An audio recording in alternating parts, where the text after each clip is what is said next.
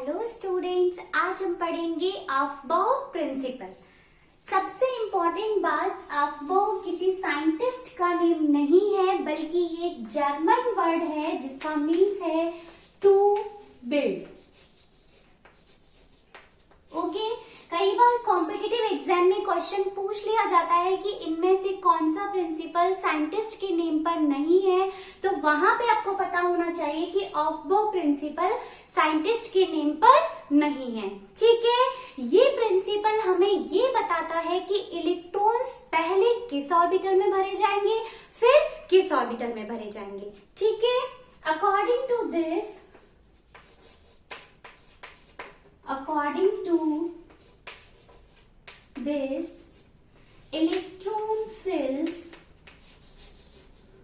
in increasing order of energy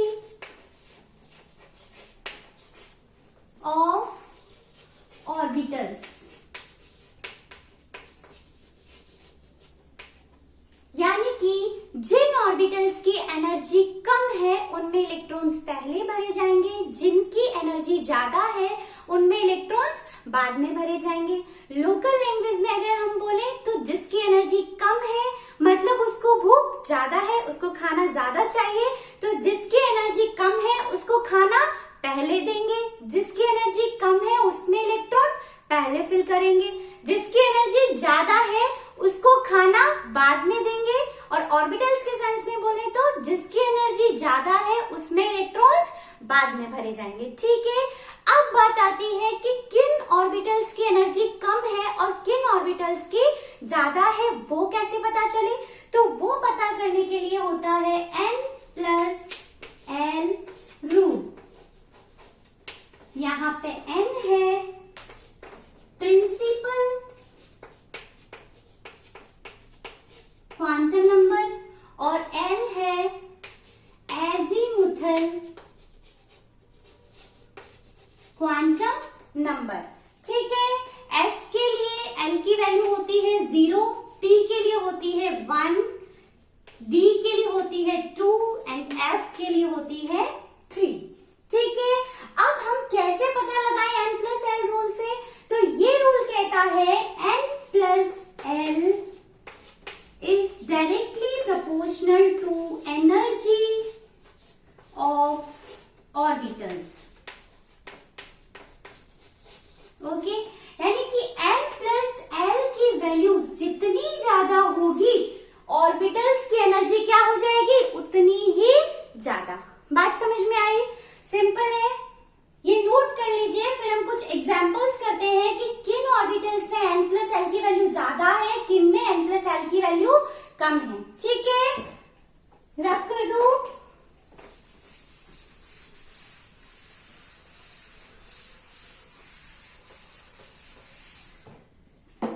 कुछ examples लिख रही हूं मैं यहाँ पे।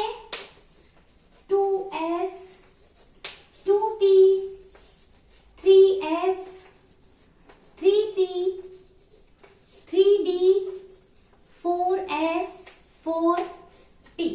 ठीक है, ये वाली जो वैल्यू होती है ये होती है n की वैल्यू, और ये वाली जो वैल्यू होती है ये होती है l की वैल्यू। ठीक है, तो N+L क्या हो जाएगा, देखो यहाँ पे 2 और L, S के लिए कितना होता है 0, तो ये वैल्यू कितनी हो गई 2। यहाँ पे n की वैल्यू 2 प्लस p के लिए 1 क्या हो गया इक्वल टू 3, n की वैल्यू 3, L की वैल्यू 0, कितना हो गया 3। यहाँ पे देखो n की वैल्यू कितनी हुई 3 और L की वैल्यू 1, p के लिए 1 होती है। ठीक है, कितना हुआ 4।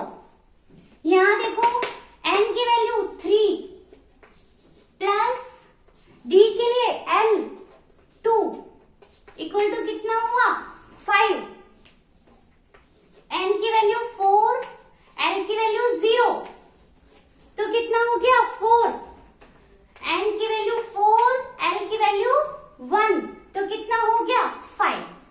ठीक है, अब N+L की वैल्यू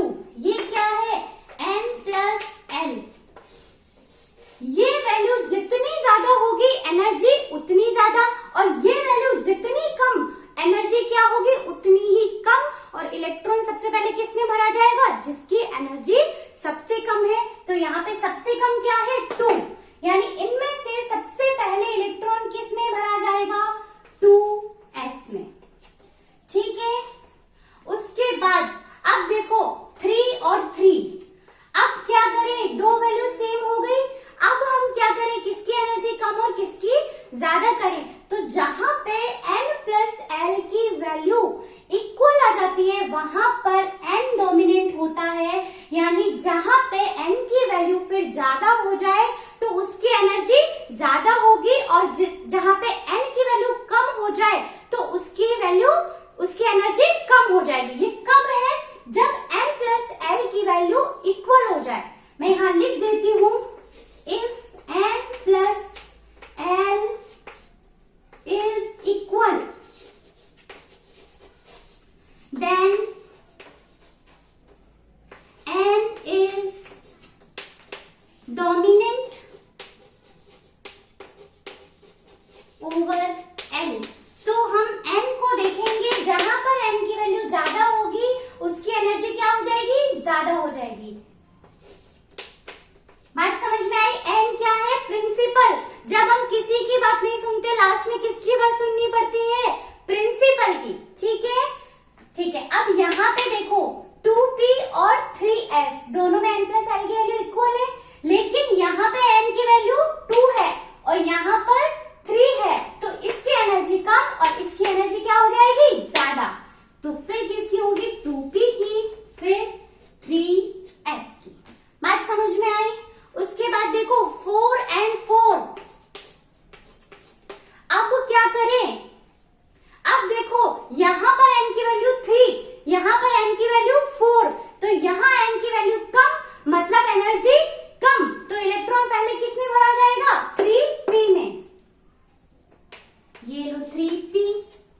अब 4s, क्योंकि 3d में तो 5 हो रही है वैल्यू, तो इसमें 4 हो रही है, तो फिर इलेक्ट्रॉन किस में भरा जाएगा? 4s में।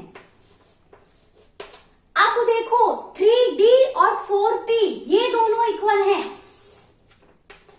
लेकिन n की वैल्यू कम किसमें? 3d में, तो पहले इलेक्ट्रॉन किस में भरा जाएगा? 3d में, फिर 4p में। ये बात समझ में आई क्या? जहां n प्लस एल की वैल्यू सबसे कम, वहां पे सबसे पहले इलेक्ट्रॉन उसी में भरा जाएगा, क्योंकि उस ऑर्बिटल की एनर्जी सबसे कम है। लेकिन जहां पे n प्लस एल की वैल्यू इक्वल आ जाए, वहां पे n यानी कि प्रिंसिपल क्वांटम नंबर की वैल्यू को क्या मानेंगे? डोमिनेंट। अगर n ज्यादा है तो एनर्जी ज्यादा, यानी इलेक्ट्रॉन बाद में भरा जाएगा। अगर n कम है तो एनर्जी कम, यानी इलेक्ट्रॉन पहले भरा जाएगा। बात समझ में आई? क्लियर हुआ सब कुछ? ठीक है, ये बात समझ में आई। लेकिन अब यहाँ पे सबसे बड़ी प्रॉब्लम क्या है? हम एग्जाम में तो n प्लस एल की वैल्यू निकालने नहीं बैठेंगे, बार बार n प्लस एल की वैल्यू निकालेंगे, फिर देखेंगे किस ऑर्बिटल की एनर्जी कम है, फिर उसमें इलेक्ट्रॉन पहले भरे, ऐसा तो नहीं करेंगे। तो उसके लिए मैं 2 तरीके बताऊंगी। वैसे मैं इलेक्ट्रॉनिक कॉन्फ़िगरेशन वाले वीडियो में ढंग से दोनों तरीके समझा चुकी हूँ, लेकिन फिर भी मैं यहाँ शॉर्टली आपको बताऊंगी। जिन्होंने वो वीडियो देखा है उन्हें बहुत आराम से समझ में आ गया होगा, जिन्होंने नहीं देखा है मैं डिस्क्रिप्शन में लिंक डाल दूंगी, आप वो भी देख लीजिएगा। इलेक्ट्रॉनिक कॉन्फ़िगरेशन बहुत आसान हो जाएगा। ठीक है, ये नोट कर लीजिए, वीडियो पॉज करके नोट कर लीजिए, नहीं तो स्क्रीनशॉट ले लीजिए। रैप कर दूं?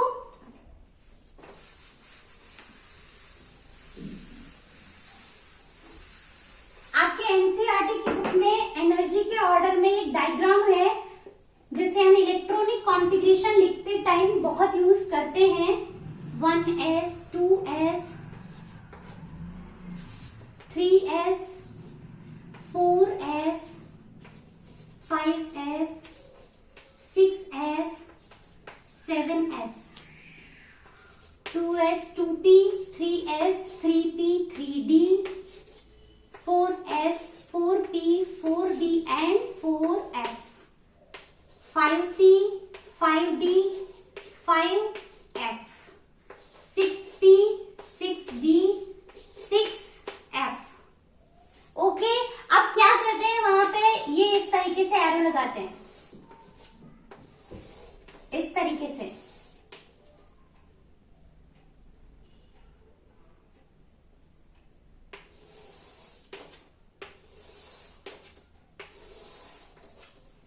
समझ में आया?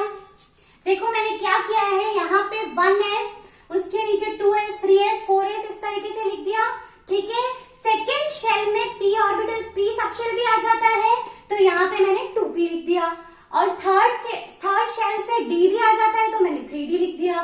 फोर्थ में 4f भी आ जाता है, तो मैंने 4f लिख दिया। यहाँ के बाद 5f, 6f। ठीक है, फिर क्या किया, इस तरीके से लाइंस बनाई।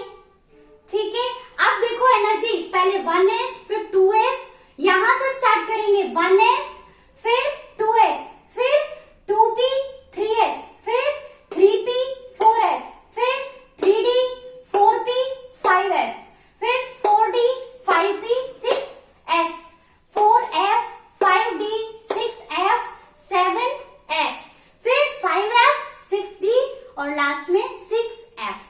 ठीक है, लेकिन मैंने ये फील किया है, और मैं जब स्कूल टाइम में थी तब भी मैं इस डायग्राम में बहुत कंफ्यूज होती थी, इसलिए मैंने एक और तरीका निकाला है, मैं आपको बताती हूँ, जो मैं इलेक्ट्रॉनिक कॉन्फ़िगरेशन में डिटेल से बता चुकी हूँ। फिर भी समझ लीजिए, एक छोटा सा सॉन्ग टाइप है। Sir sir Pandey sir dear Pandey sir dear Pandey sir favourite dear Pandey sir favourite dear Pandey sir. एक छोटी सी पोएम है।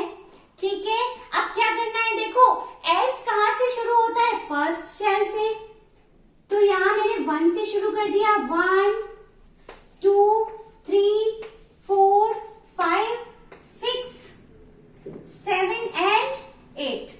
ठीक है, टी कहां से स्टार्ट होता है, सेकेंड शेल से, तो ये 2 से स्टार्ट हो गया। 2 3 4 5 6 7। समझ में आ रहा है? फिर देखो, अब डी कहां से स्टार्ट होता है, थर्ड शेल से, तो 3d, ये 4 5 and 6। ओके, देन एफ कहां से स्टार्ट होता है, फोर्थ से, तो 4 and 5। यहां तक बात समझ में आई? ठीक है, अब देखो एनर्जी, देखो सबसे पहले 1s की, फिर 2s, फिर 2p, फिर 3s, 3p, फिर 4s, फिर 3d, ओके, फिर 4p, 5s, 4d। समझ में आया? बिल्कुल सिंपल डायग्राम बन गया, सिर्फ एक पोएम याद होनी चाहिए। Sir sir Pandey sir dear Pandey sir dear Pandey sir favourite dear Pandey sir favourite dear Pandey sir. और बस क्या करना है, एस के आगे 1 लिखना है, पी को सेकंड से स्टार्ट करना है, डी को थर्ड से और एफ को फोर्थ से स्टार्ट करना है। ठीक है, और जहां तक मैं मानती हूँ आपके लेवल पे 4p 6s ज्यादा से ज्यादा यहां तक कॉन्फ़िगरेशन काम में आता है। आपको क्या करना है, एग्जाम में जैसे ही किसी का कॉन्फ़िगरेशन पूछा, आप क्या करोगे, सर, अब सर कहां से शुरू होता है, sir Pandey sir dear Pandey sir, ऐसे स्टार्ट करोगे। आप क्या करोगे, 1 2 3 4 5, फिर क्या करोगे, ये 2 आ गया, इधर 3 आ गया, और ये यहाँ पे 3 से स्टार्ट होगा, और ये 3 के बाद p कहाँ आ गया, ये 4p। ये देखो कॉन्फ़िगरेशन लिख गया। अब आपको कौन से एटॉमिक कॉन्फ़िगरेशन लिखना है उतने ही यहाँ पे लिखते जाओ। s में मैक्सिमम 2 इलेक्ट्रॉन्स भरे जाएंगे, p में 6 इलेक्ट्रॉन्स भरे जाएंगे, d में 10 इलेक्ट्रॉन्स भरे जाएंगे, और f में 14 इलेक्ट्रॉन्स भरे जाएंगे। समझ में आया ये सिंपल वाला तरीका? आप एक बार फिर रिवाइज करेंगे, फिर से देखेंगे तो आपको ढंग से समझ में आ जाएगा। बिल्कुल सिंपल तरीका है, ये आपके एनसीईआरटी में बताया है, बहुत सारे टीचर्स बताते भी हैं, लेकिन मुझे ये सिंपल लगता है इसलिए मैंने आपको समझाया है। आप इलेक्ट्रॉनिक कॉन्फ़िगरेशन वाला वीडियो देख लीजिएगा, वहां पे मैंने ये बहुत डिटेल से समझाया है। ठीक है, जहां पे एक्सेप्शंस है उसके लिए थोड़ा सा कॉन्फ़िगरेशन में चेंजेस होता है, वो भी मैंने वहां पे डिटेल से बताया है। ठीक है, यही एनर्जी का ऑर्डर है और यही इलेक्ट्रॉनिक कॉन्फ़िगरेशन लिखने के लिए काम में आता है। ठीक है, all the very best, practice करते रहिए।